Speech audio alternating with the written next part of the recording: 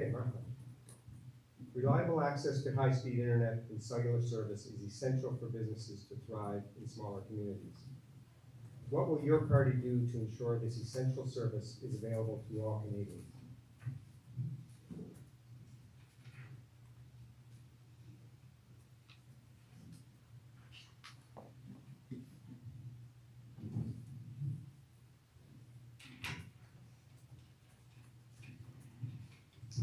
Thank you for that. I've knocked on close to 16,000 doors across Kings-Hants. We're a very rural community, and our residents rely on high-speed internet, not just for school, but for businesses. People want to move here and live in this beautiful part of the country. This is an area that has fallen down on many, many areas. The province is working with the many providers at this time to try and get reliable high-speed internet to some of the rural communities, but we need to pump that action up so that everyone has this. This is no longer a privilege, but a right and a need in order to grow our economy. Thank you.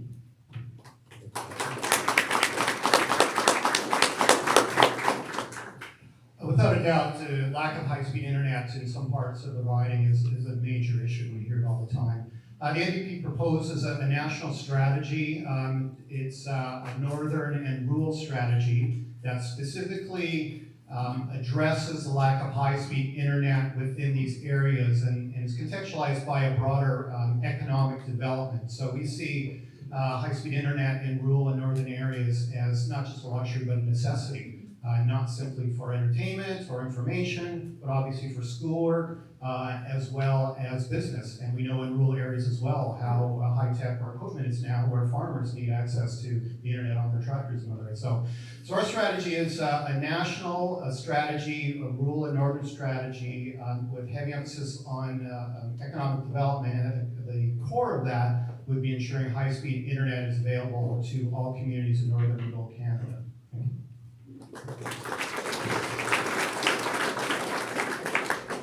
I can certainly echo from being on many doorsteps as well that this is an issue here in Kings-Hants, but across the country. And as part of the Liberal government's commitment to trying to support rural communities, we actually created the Rural Economic Development Department, which is headed up by Bernadette Jordan, the minister here in Nova Scotia. As part of the 2019 budget promise, we have a goal of connecting 95% of the Canadian population by I believe 2023, and I can double check on that number, 100% by 2030, and there's $2 billion allocated there. I also think there's opportunities to work with local solutions, and I've had the opportunity to speak with Matt Dubé, who's from Stanley, who's the owner of Maritime Broadband, and he is doing some very innovative stuff locally, providing great service to our local communities at low cost. So I think there's opportunities to work with local providers as well, and as your member of parliament, I would certainly be looking to do that right here in Kings-Hants. Thank you.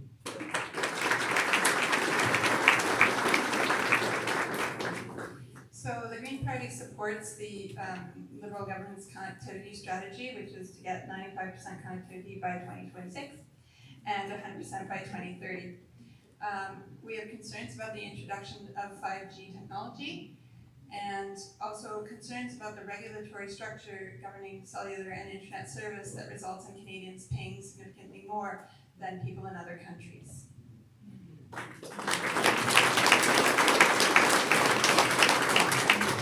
Well, I think it's great that all these candidates have been on the doorsteps talking about this, but I've been in people's homes doing this for 9 years. So I've listened to their concerns, I've seen the geography, I've hung the lines, I've spurred the poles, I've climbed in the basements, and I can tell you that there are solutions. If you look at Israel, they were able to drop their prices by 2/3 if we're looking at cellular.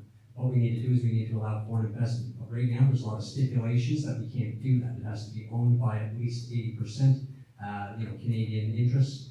And so I think there's, we as far as it goes with the transcontinental cables, we eventually changed that to allow others. Listen, I could talk for a long time on this, and I really want you guys to talk to me about this. In the back there, I'll be around. There's a lot of information I have on this topic and a lot of good change we can do here for the rural residents of Kings-Hants. Thank you.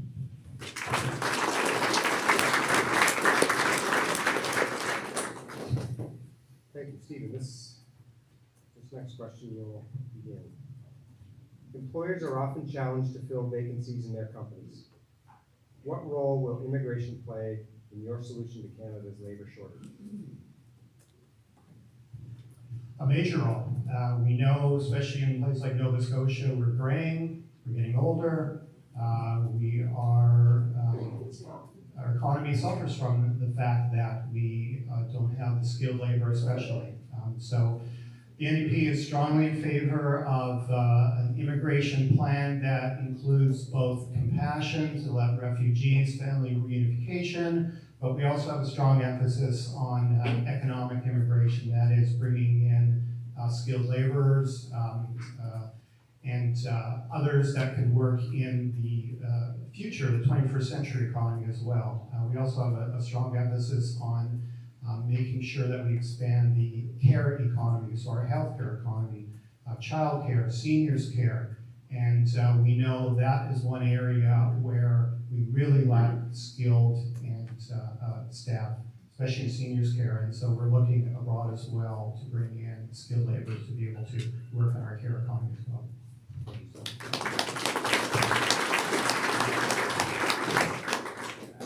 I guess I would echo some of what Stephen had said, is that the Liberal government has been focused on bringing immigration to Canada. And certainly here in Nova Scotia and Kings-Hants, we know the importance of that. I've had the opportunity to speak with Andrew Bishop and a lot of our agricultural producers here in Kings-Hants. They rely on migrant labor, and you go to our rural communities here in Kings-Hants, there's a need and a desire to want more people here. And you look at Nova Scotia's population, we're at an all-time high right now, and that is driven by the fact that we've been able to not only recruit people from elsewhere in the country, but also elsewhere in the world that want to come, do business, live in a place that has a great quality of life like Nova Scotia. And whether it was the Syrian refugees or other immigration streams, we know it's important to our economy. I'll continue to be a champion for that as your member of parliament here in Kings-Hants. Thank you.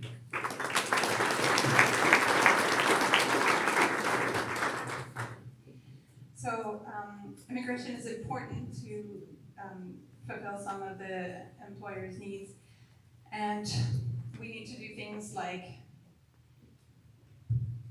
fast track the process for approving people's credentials when they come from other countries so that they can be qualified to work here. And we need to support those immigrants with language classes and supports that they need to navigate our system and settle here. We also need to develop employment for our local people and not forget that there are educational and supports that could happen there and improve the employability of everyone.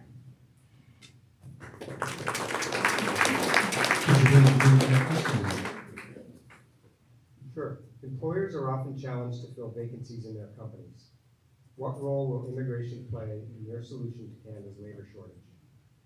Well, I think that we can all understand that there is a need for immigration in Canada. There's a misconception that the People's Party is against immigration. That isn't the case. We are very much for immigration, however, we want it to be sustainable, and we want it to be economically driven to fill the needs that Canada has and that pop up within our system. So we want people that can fulfill a need that no other Canadians can do to come here and work. And right now, people use the stats that most immigrants are quicker to get into the workforce than Canadians. So that would make me think that our issue is we need to start focusing on Canadians. Canadians first. And I think that that's what the role of the government should be. And I think that it's great if we can help out other people to bring them into Canada if they'd like to join us and share our values. But we've seen a certain amount that don't want to do that. We've seen a certain amount that have taken it for granted, such as this CBC article I have here posted talking about the illegal immigration scheme targeting Atlantic Canada. So if you want to talk to me about that, I've got the CBC article there for you. Thank you. Have a great day.